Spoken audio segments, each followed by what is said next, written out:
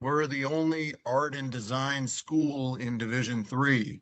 So a third of our students are in the architecture program. And part of what makes us so different is that, our art and design is as good as anywhere in the world. To give you an idea, we literally have a guy on our soccer team who's got a painting hanging right now in the Metropolitan Museum of Art, which is like the best museum in the world. And so you have to be really good at art and design if you're interested in coming to us. But that's a great thing. To give you an idea, one of my best players, he could have gone to a lot of places. A lot of people wanted him, but he ended up coming to us because what he really wants to do with his life is design basketball shoes. So he's in our fashion program at Pratt. And he's a perfect example of the kind of guy we want, a guy who loves what we offer academically, but can really play. And so my challenge is on the recruiting side is to try and find 4 or 5 guys like that every year.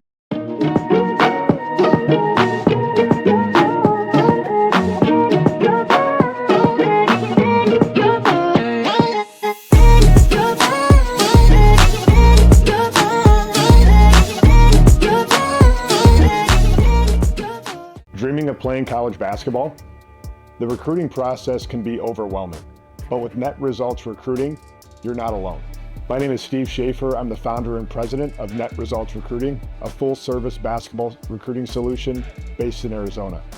I spent 21 years coaching college basketball at 3 different levels, decided to get out of coaching because I really wanted to start something that's truly going to help players, families navigate the college basketball recruiting process.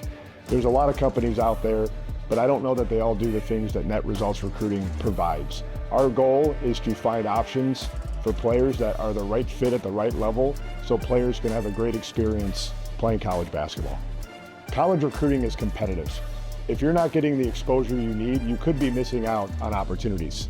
Coaches can't recruit you if they don't know who you are. At Net Results Recruiting, we take the guesswork out of the process by providing a complete recruiting solution, including a personalized recruiting profile that has the right information that college coaches want to see, an evaluation of your game to help us assess what levels you can play at, and a tool to help you improve your game, a player priority list that allows your recruiting expert to understand what is important to you when considering potential college options, promotion to college coaches, and a huge network of college coaching contacts to maximize your exposure.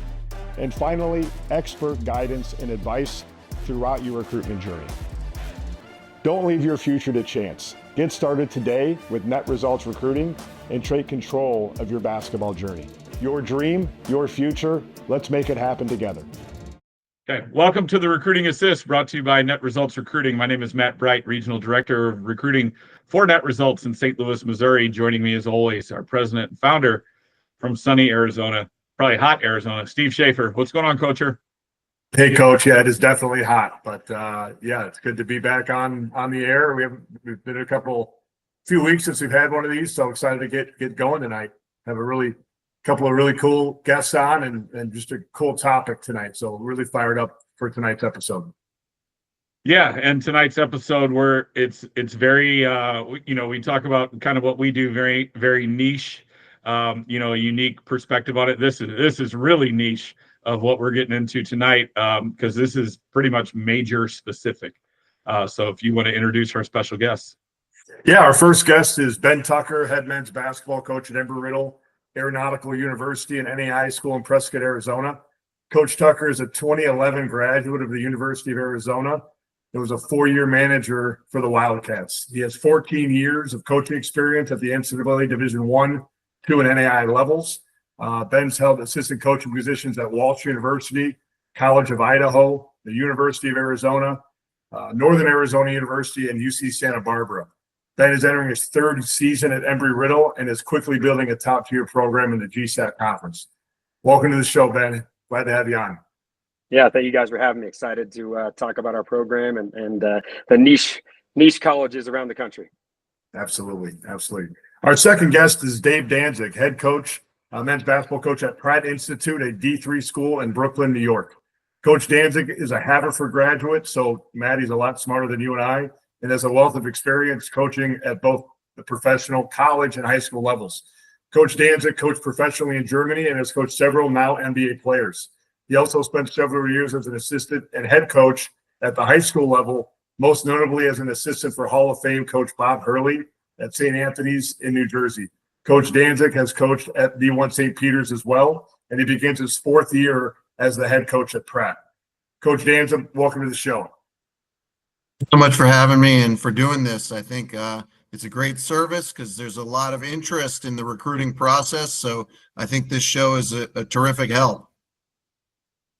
Sounds great, Coach. And Coach, you're going to have to give us off air your best Coach Hurley story. You got to have a lot of those. Yes. Yes. That'll definitely off air. So Coach Tucker, we'll start with you. Tell our audience what makes your school different from the general school out there, and how do you formulate your recruiting list because you are such a niche university? Yeah, great question. So the glaring thing, or the big thing, is we're an aeronautical university. Obviously in our title, it's what separates us from just about everybody else in the country. As I've learned in my few years here, we're much more than that, and it goes beyond that, but that is definitely what gets the most attention. Both our aeronautical science program, young men and women who want to fly, whether it's commercial airline pilots or going to the military, but our engineering programs across the board are also, we have some top 10, 15 programs in the engineering front. So those are the most notable programs. I think what really separates us when you get kind of behind the curtain is how specific our degree programs are. Beyond even just the engineering and aeronautical science, whether it's forensics, obviously any of those kind of computer science programs. What really separates us is you jump into those programs right away. We don't have kind of the liberal arts setup where you spend 2 years trying to discover. So for me, it's really important in that recruiting process to find young men who know what they want to do. And we have a variety of programs. It's not just those few that kind of get the most notoriety, but they really have to know what they want to do because you're jumping into it immediately. Our engineering students are taking 3 or 4 engineering courses, fall semester of their freshman year. So that's a big part of it. I think, formulating our list, for me anyway, it's been very similar to what, I've done at the Division I level. It's, utilizing, connections like you guys, different area scouts, whatever it may be, to just try to get those names, of young men who may be interested, and then obviously hitting the ground, trying to watch them play, getting to build relationships with their family. But for us, it's getting those names and trying to get to, really get to know them quickly and understand if they're going to be a fit or not, because we are so specific and unique. Absolutely. And then Coach Danzig, same thing. How do you formulate your recruiting list, and what makes you guys different at Pratt? Yeah, well, we're definitely different. We're the only art and design school in Division III. So a third of our students are in the architecture program. And part of what makes us so different is that, our art and design is as good as anywhere in the world. To give you an idea, we literally have a guy on our soccer team who's got a painting hanging right now in the Metropolitan Museum of Art, which is like the best museum in the world. And so you have to be really good at art and design if you're interested in coming to us. But that's a great thing. To give you an idea, one of my best players, he could have gone to a lot of places. A lot of people wanted him, but he ended up coming to us because what he really wants to do with his life is design basketball shoes. So he's in our fashion program at Pratt, and he's a perfect example of the kind of guy we want, a guy who loves what we offer academically, but can really play. And so my challenge is on the recruiting side is to try and find 4 or 5 guys like that every year. In terms of how I build my list, I'm doing the same thing that everybody else is doing in a lot of ways. I go to a lot of the same showcases and so on. But I'll be honest, I really like it when guys reach out to me because I'm looking for this kind of needle in a haystack. So I get probably 50, 60, 70 emails a day from guys who are interested in going to Pratt, and I look at every single one of them. Most of them, to be honest with you, probably aren't at the level that we need to play, But if you're a guy who thinks he can really play and you want to be an architect major or you want to design video games, then I want to hear from you. So the way I build my list is probably a little different from, I don't imagine that if you're the head coach at Duke, you're reading your email. But for me, it's different, and that's why. So we also have some regular general, not art and design oriented things, including a business program, which, to be honest, more than half my guys are in. But at this time of year, particularly in the kind of beginning of the summer, I'm looking for guys who are a great fit academically and also athletically. Ben, we'll go back to you, and obviously, one thing I love is we have 3 guys from our company that have gone up there and had great, well, 2 and 1's going to be there this year, the freshman, that have had great success and just love the experience there. And hopefully, Coach Danzig, we're going to send you on here soon. But Ben, how does the recruiting process differ at a school like Embry-Riddle compared to some of the other schools you've coached at or some of the traditional universities that are out there? Yeah, it's a great question. I think the general outline, kind of like Coach Danzig was just saying with him, is we're going about it just like everyone else as far as, we're trying to get in every gym and use all the showcases, high school games, AAU. So that part is exactly the same. Utilizing relationships and connections, maybe to get names to put on our board. And then we're trying to hit the ground to go see them play. We like to try to see players in multiple settings, whether it's club and high school, because they may fit in different ways. I think what's different, I think you guys actually touched on this on one of your recent episodes, is, we're really trying to have conversations early on and dig deep with the recruit and their family about what they want in their future. Because that's really what's going to separate us, is people who know what they want to do, they're highly motivated, and they have a big picture mindset of what coming here and getting a degree from our university can do for them beyond their 4 years here. The connections, the relationships, the network, I know you guys are talking about, and that's a huge thing that we talk about in the recruiting process, is who you're going to be connected to and have relationships with, who our school, our university, our athletic department, and our program specifically know that can help you launch that career, beyond basketball. We do have players that I think can play professionally for some number of years, but we talk with them, even if you play for 9 or 10 years, you have 40 years that you need to look down the road. And why not have a degree and have relationships and connections and a knowledge that you gained being at a university that's going to really push you, and really teach you something specific, and being set up for success whenever that basketball career ends, whether it's in your 4 years here, or if you are fortunate enough to play beyond here. So I think that difference is just diving into that part of it, especially it's different than the Division I world where everyone's just mostly basketball. So really just trying to find those families, and specifically the student athlete who has that big picture mindset. Most of our guys, they come from a high achieving background. So it's trying to figure out who fits us, who can really handle the rigor academically, athletically, and who can fit in and understands that it's really an investment in their future coming here. And Coach Danzig, for you guys at Pratt, once you've identified that player, what does that process look like at Pratt once you've identified the player? Yeah, so for me, a major piece of the puzzle is the visit, because we're in New York City. And that's another differentiating factor. For some people, that's really exciting and fun. Sometimes it's the parents who are worried. Sometimes it's the kid. They worry they're just going to get lost. They're going to come to New York City and they're going to end up on a street corner and have no idea where they are or something.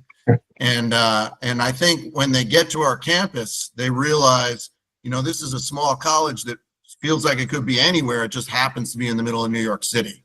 We have 25 acres of grass and trees. And a lot of people come and they say, I never thought it would be like this. So for me, getting somebody to come to campus is a big piece of it. And frankly, they don't all decide they want to come to Pratt if they come, but they frequently walk away saying like, wow, that was awesome, and not necessarily what I expected. And then for me, the only other piece that I would just mention is I really want my guys to interact with guys who are interested in us. because they can tell what their experience is. And, you know, for players out there who may be listening, I would make that an important piece of whatever it is you're doing to evaluate. You don't want to just talk to the coaches, you want to talk to the players. And for them, they're much less likely, first of all, to like snow you. You know, they're going to tell you what it's really like probably. But also, like, those are the guys you're going to hang out with. So, you know, I think that's an important piece of the process. And I'm proud of our guys. Like, we got good guys, and I think that's a big selling point for us. That's a great point, Coach Danzig. I'm going to stay with you. How important is a kid's academic focus? I realize you said you have business, so half of your guys are there, and you know, a lot of the players we work with, that's their focus. But how important is that academic piece to you, keeping them on your list or removing them from your list?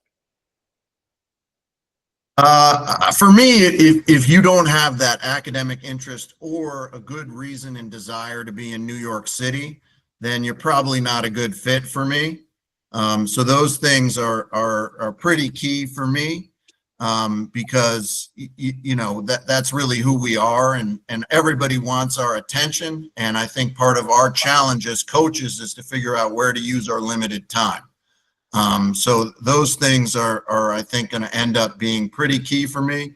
Just to say one thing about the business, it's pretty wide ranging. It's about real estate development and construction management.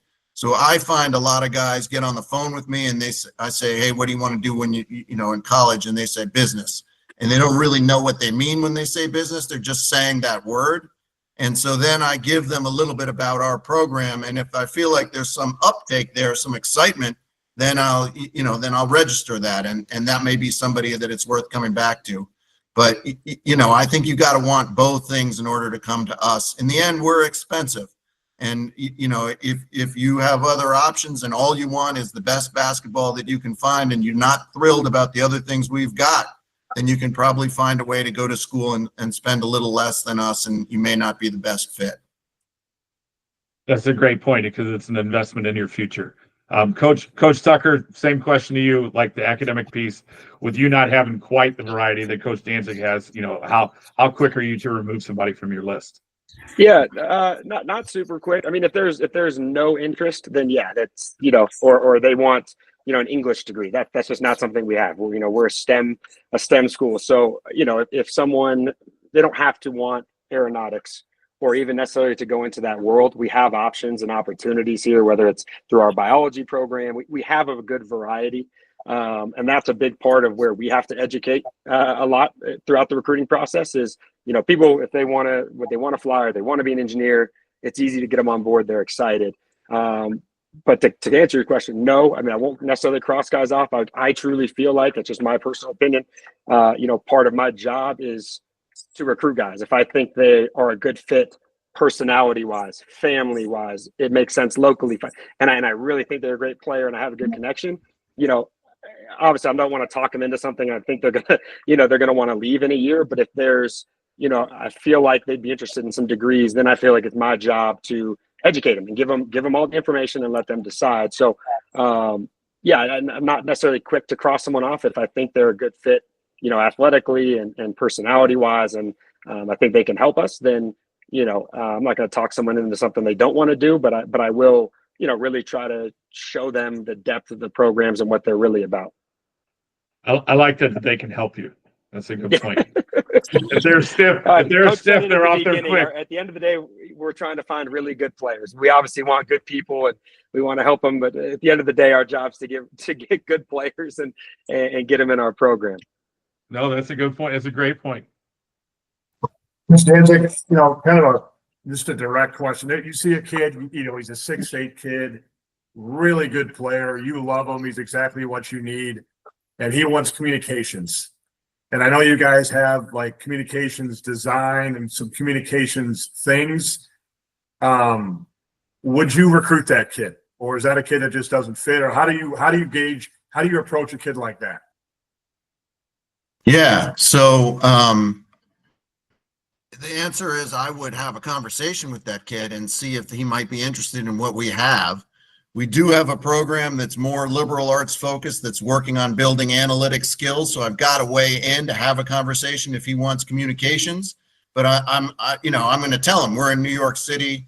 We have a creative community. To give you an idea, if you come to Pratt, it's not unusual to see people walking around with blue hair. So if you're the kind of guy who's going to be freaked out by that, then you're not going to be happy here. And there's nothing I can tell you that would make you that otherwise. So yes, I will have a conversation with just about anybody, especially if they're 6'8" and can play. But I'm not going to spend a ton of time on you if you're 6'8" and can play and you tell me you want to be pre-law. Sure. So yeah, hopefully that's as honest an answer as I can. Yeah, give. that's great. That's great. Hey, Coach Tucker, for you, same thing, same player, biology major. I think you guys. No, he's going to Pratt. That guy's going to Pratt. You can't have the same player. He was scared of the blue hair, Coach. The blue hair scared him off. But let's say that kid wants biology. I think you guys have like forensic biology. Like, how do you gauge that kid? How do you approach that kid if he wants something like the biology or something like that? Yeah. So similar, I think it's not necessarily trying to talk them into it, but we have an applied biology, which is very lab based, a little bit more open ended, and then we have the forensic biology, which is very, very specific, right? So it's the same thing like Coach is saying. It's hey, I want to have a conversation, tell you about the programs, get you in contact, with someone from the department that can really give you an insight of what it is. Because if there is interest, then we're going to invest in the recruitment, and if there's not, and that's absolutely not the direction you want to go, then yeah, we don't want to waste your time. And just like Coach said at the beginning, we don't want to waste our time. We only have so many hours in the day. And so that's something we try to just have upfront conversations as early as possible. Yeah, like you said, if you're 6'8" and you can play, we're gonna try to have conversations and see if it is a good fit, and maybe go a little bit more in depth in what exactly the programs are, or be a little bit more aggressive and and trying to figure out if there is an interest or not, and if it is a good fit. So like I said, yeah, we're always trying to, or at least I'm always trying to sell our programs. I believe in our programs. That's why I came here and took this job. So, I'll speak passionately to any recruit about them and what I really think it can do for their lives. And then, if it doesn't fit for them, I want to know up front, and that's something we talk about early on with every recruit is, hey, if this isn't something that's a fit for you or it doesn't feel right, please let us know. Don't just text back every once in a while or, kind of keep us on the hook because you feel like you're doing us a favor. I'd rather know right out front if, hey, we don't have the degree program you want, or there's something that isn't what you're 100% what you're looking for, just tell us. That way we're not pounding your phone or hounding you, and and you can focus on the schools that are a fit. And I think that's just such a big thing to try to get to that as quick as possible. Great. Coach Tucker, you kind of mentioned this already in that last answer. How does the academic departments, whether it's admissions or the faculty of that, how do they play a part in this recruiting process? How involved do you get them when you're talking to this kid, maybe for them to learn more or to, show them what's out there? Yeah, so faculty is huge. We try on every visit with at least one professor, if not multiple, from the department, whether it's a department chair and a associate professor. But we try to get everybody involved from that standpoint on a visit, so they can really feel what the whole experience is like. They're going to be around us and be around our players, but what's the academic piece going to be like? Admissions and some of those, that's kind of on a case-by-case basis, really open lines of communication.